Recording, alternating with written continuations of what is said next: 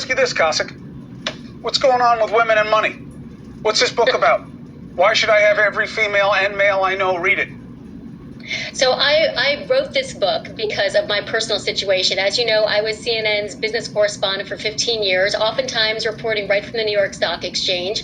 But in my own life, I wasn't involved in my own personal financial, life. And this was when I started at CNN. And this was actually one of the biggest mistakes of my life, because when my marriage went bad, because I let my husband handle all things financial, I felt stuck in the marriage. I stayed in it years longer than I should have. I didn't have the experience of making big financial decisions, so I didn't have that confidence.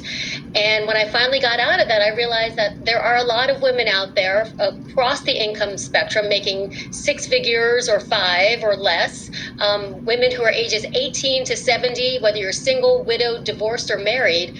Many women I found aren't fully involved in their financial lives, and this can lead to really bad outcomes. And this, Chris, isn't something that women talk about because it's embarrassing. There's a lot of shame with this, and there's a fear of being judged by our peers, that we can seem unintelligent, and that's just not the case. We're not incompetent or incapable of doing this stuff. We just don't have the experience of doing it. We're not confident. I love it.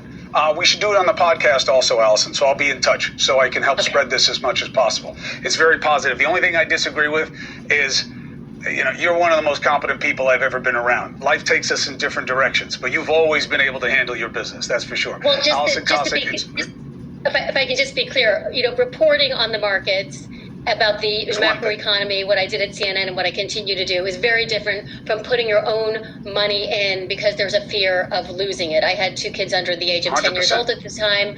The worry about making mistakes, that was the thinking. No, very real, very good distinction. I ask John McNiff for financial advice all the time to help me. He won't do it. He's like, I only deal with big shots and investors. You're not worth it. You don't have enough money.